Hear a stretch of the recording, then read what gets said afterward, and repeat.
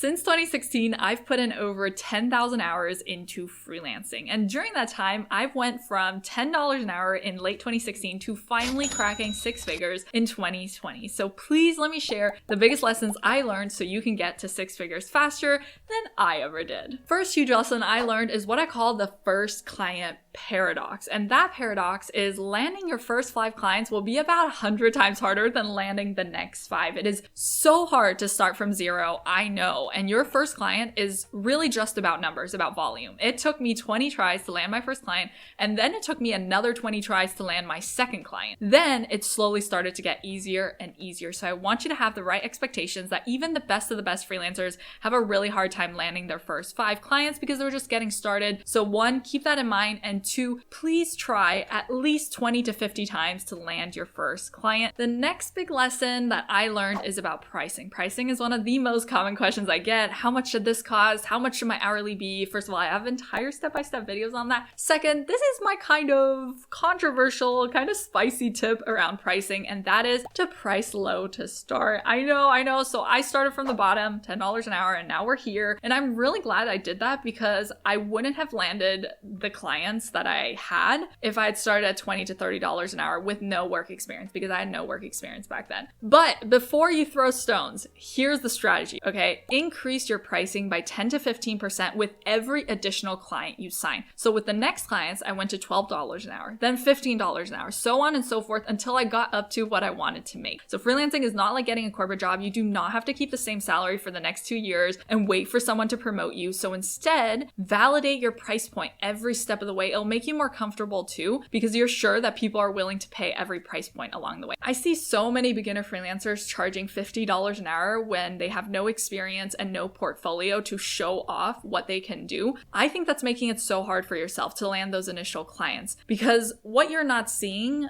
when you're a beginner is the fact that when you're just starting, you are a super duper risky hire to make. And when you price low, you're helping the client reduce that risk, and it's making it easier for them to give you a chance, which leads me very nicely into the next lesson. If you want to land your first few clients, you have to see things from the client's perspective on why nobody wants to hire you yet. When you are just starting, you are so risky to hire, you have zero trust with these potential clients. So if you want to land a client, your job is to make things less risky. Make the leap that they're about to make smaller for them. Make it easier for them to say yes. Some beginners make it so hard. They make the client jump through so many hoops, like fill out this 30-question discovery call form, sign a 6-month commitment for a $3K a month package. That is too risky for a client to do as a first step. It's like, do you want them to climb Everest to be able to pay you, or climb a small hill to be able to pay you? That's a trick question. I don't want them to climb anything. I want them to slide down a super fun slide straight to my invoice and paying me. The sliding. Paying you should be easy peasy. Saying yes to you should be easy peasy. So here are some specific ways I've tried that have worked to reduce risk for clients. Be cheaper to start. Offer a free or discounted trial period. Offer a quick audit. Give them value some way, shape, or form before they've even paid me to build that authority of, I know what I'm talking about and I can really help you. Here's proof of that. Create a smaller one-off $100 offer before pitching a huge 4-figure retainer. Have insanely good portfolio samples to show like, hey, here's actual concrete proof I can do what I say. So as much as possible, ask yourself, how can I reduce the risk? How can I make it easier for them to trust me so I can get my foot in the door and just blow them away with how awesome I am? And then they'll just pay you more money. All right, now at this stage of my journey, I was like, I want to scale, I want to go up, but I kept hitting a block here at $2,000 to $3,000 a month. At this stage, I was kind of mostly doing like content assisting work, and this is a huge mistake beginners make that I made for a while as well. What got you started isn't what's going to get you here. I thought offering the same thing I did here was going to get me further. It's not. This is what I like to call Skillonomics, the skill to profit pipeline, skill set alchemy. I couldn't decide on the name, because here's the true secret to making money. Making money is about solving problems. The bigger the problem you can solve, the more urgent the problem, the more your client hates the problem, the more tied to business goals the problem is, the more money you can make as a freelancer. And your ability to solve big problems comes down to your skill set. Your skills directly equal your ability to solve problems for people, directly equals your ability to make money. So here's a real example. When I was a content virtual assistant, I was solving small problems. I was uploading things to WordPress, making Canva graphics. They're small problems, right? They were not super annoying to my clients. They could find someone else worst case to do it. They could do it worst case. And And I really didn't like that. I didn't like feeling replaceable. So I started looking at what my clients' biggest problems were. What was really costing their business tons of money?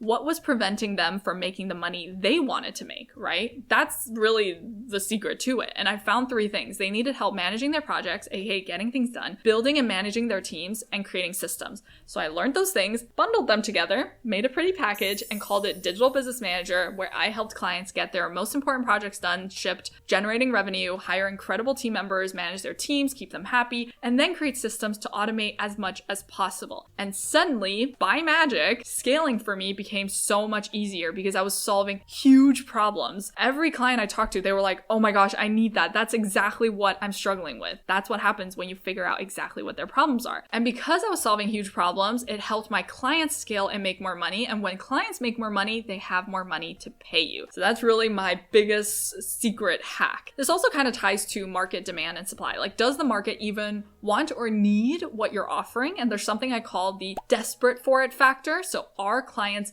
desperate to have this problem solved? That's a really good measure. If yes, you have a winner on your hands. If you tell people about what you do and the problems you solve and they're like, oh my gosh, I need that. I didn't even know I needed that, but I need that. That's the desperate for it factor. And if you're like, but Deya, I don't know what people need or what problems they have. You already know what I'm going to say.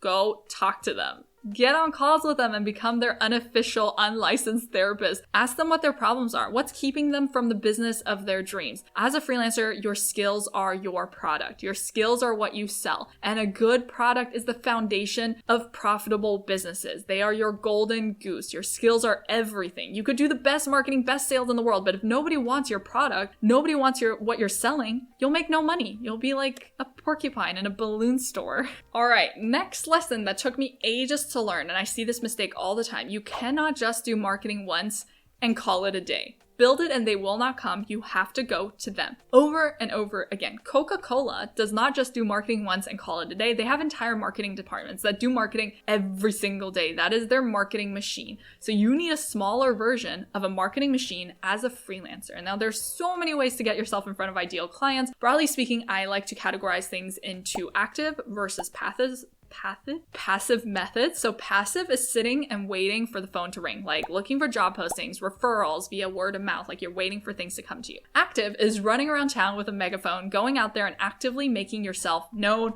I am here, cold pitching, social media, networking. In my opinion, you need a mix of both to be successful. Now, side note here, I'll say this until I'm blue in the face. Cold pitching works if you do it properly. And yes, I have an entire cold pitching series here on YouTube, so do it. People think it doesn't work because most people do a horrible, terrible, awful job of cold pitching. They should be ashamed of how bad it is. But if you do cold pitching right, where you make it obvious you're about to solve a huge problem for them, clients are excited about receiving that pitch. I got a cold pitch a few weeks ago that was so good, so clear, so immediately solved a problem for me that I went on a call with her within the week and I paid an invoice right after. That's the power of good cold pitching and understanding the problems you solve. Now, of course, you don't need to be doing everything when it comes to marketing. That's too overwhelming, I understand. So just pick 2 to 3 things. Try to pick a mixture of both active and passive and create a weekly system if you want to actually freelance full-time. Take it seriously. Like, for example, I'll send 5 cold pitches a week. I'll look through freelancing platforms and apply to at least 5 gigs a week. That can be your weekly system.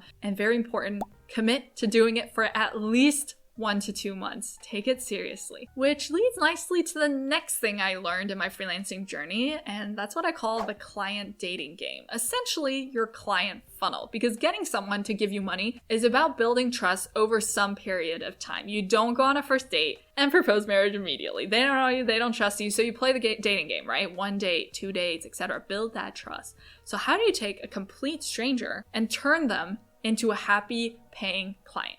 You create a flow, a funnel that guides them from who's that to here's my credit card. So every business has some sort of flow for customers and clients, aka like a step 1, step 2, step 3 for people to get to know you and build that trust. So how do you as a freelancer have that mapped out? You can just sketch it out on a piece of paper to start. I just hand drew it. It can be as simple as a free 30-minute discovery call, then pitching them a $50 audit, and then sending them 3 to 4 emails with testimonials and value-filled case studies to potentially get them to opt in for a larger package. You want small steps, helping them make small commitments to you, every step of the way. We don't want to make like huge leaps for them. Again, we're reducing risk, right? Cool. Now we have clients, we've got stuff going on. Now we got to get steady with it. We have to make things sustainable. I have a million more lessons for each of these stages, by the way, but I cut it down because otherwise this video would have been 400 hours long. So here are my 2 huge lessons that took me forever to learn when it comes to getting steady. Number 1 is what I call the freelancer 80-20 rule. 80% of your income comes from 20% of your client most of the time.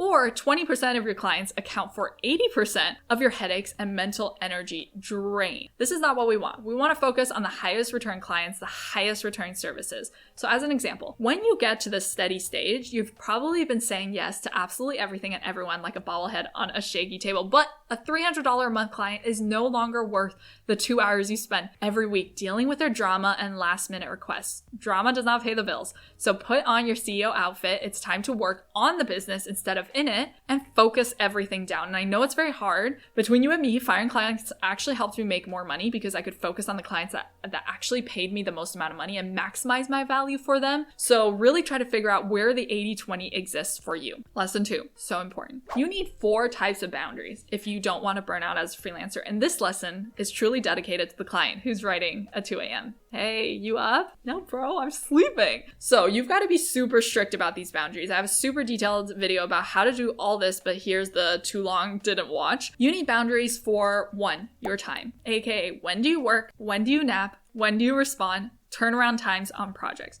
2, your money. What is your non-negotiable baseline rate? Do not compromise on that for anyone. Number 3, your energy. What type of energy drain do you not accept under any circumstances? People always realize too late that they need an energy boundary. And number 4, you need a respect boundary. What level of respect is necessary to work with you? Like a 4-legged chair, you need all 4, not just 1, not 2. You need all 4 boundaries. Write them down, engrave them, tattoo them if you must, but most importantly, enforce them like they are law to you. Cool. Now if you're like, Deya, tell me more about this landing clients, creating a system, marketing machine thing. I've got a detailed video, actually, coincidentally, here on how to land clients consistently. What we talked about in this video in more detail. It's lined up, teed up, queued up, ready for you right here. And as always, thank you so much for watching, and I hope to catch you in the next one. Okay, bye.